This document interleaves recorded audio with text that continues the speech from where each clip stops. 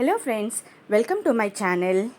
ఈరోజు లస్సీ నేను ఎలా చేస్తానో చూపిస్తున్నానండి. ఏంటి ఇంత గొప్ప లస్సీ చేయటానికి అని అనుకోకండి. నేను చేసేది ఈరోజు తాటి ముంజలతో లస్సీ. వింటుంది నిజమేనండోయ్, తాటి ముంజలతో లస్సీ. నేను ఇక్కడ ఓ పెద్ద బౌల్ పెరుగు తీసుకున్నాను. సో దానికి తగ్గట్టుగా 1/2 డజన్ తాటి ముంజలు తీసుకున్నాను. తాటి ముంజలు తెలుసు కదండి, మనకి చాలా చలవ చేస్తుంది. అలానే మజ్జిగ కూడా అంతే కదా.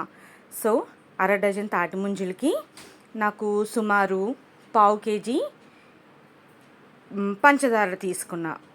ఎందుకంటే నేను పెద్ద బౌల్తో తీసుకుంటున్నాను కాబట్టి పెరుగుని. సో ఫస్ట్ మిక్సీలో బ్లెండ్ చేసేసుకోండి. ఇలాగా చిన్న చిన్న పలుగ్గా ఉన్నా పర్వాలేదు. నెక్స్ట్ కుండ తీసుకొని కుండలో పెరుగు వేసుకొని ఇలా చిలుక్కోండి, ఎందుకంటే లస్సీకి చిలకటంలోనే ఉంది. నెక్స్ట్ వెనిల్లా ఎసెన్స్ తీసుకోండి. దీన్ని నేను చూపిస్తున్న విధంగాను ఈ మూతలో వేసుకొని కలుపుకోండి, ఎందుకంటే వెనిల్లా ఎసెన్స్ ఈజ్ మస్ట్ చెప్తున్నాను. టేస్ట్ చాలా బాగుంటుంది, ఫ్లేవర్ అంతా కూడా దీని నుంచే వస్తుంది మనకి. సో ఎక్కువ వేసుకోవద్దు అలాగని చెప్పి, ఓకేనా. సో బాగా చిలకండి, ఎంత బాగా చిలికితే మీకు లస్సీ అంత పర్ఫెక్ట్గా వస్తుంది, ఓకేనా. లస్సీకి అంతా కూడా చిలకటంలోనే ఉంది. ఇప్పుడు ఒక గ్లాస్ తీసుకొని దీంట్లో వేసేసుకోండి. నేను ఆల్రెడీ ఫ్రిడ్జ్లో పెట్టి తీసాను ఇది, ఓకేనా.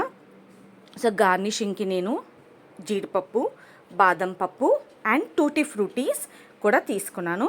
అయితే వీటిని ఫైన్ చాప్ చేసేసాను అనమాట. బాదంని మాత్రం గ్రేటర్లో బాగా కొబ్బరి కూరలా తీసేసుకున్నాను. ఇలా పైన ఈ లస్సీ పైన వేసేసుకొని గార్నిషింగ్కి నీట్గా సర్వ్ చేసేసుకుంటే, next last but not the least అన్నట్టు తాటి ముంజలు ఉంటాయి కదండి, ఆల్రెడీ తీసి పక్కన పెట్టుకుంటాము. లాస్ట్లో చిన్న చిన్న ముక్కలుగా, ఇప్పుడు నేను ముంజు చూపించాను చూసారా, దాన్ని చిన్న చిన్న ముక్కలుగా చేసి పైన సర్వ్ చేసి మొత్తం ఇంటిల్లిపాదికి ఇచ్చేయండి. ఆహా అనకపోతే అప్పుడు నన్ను అడగండి.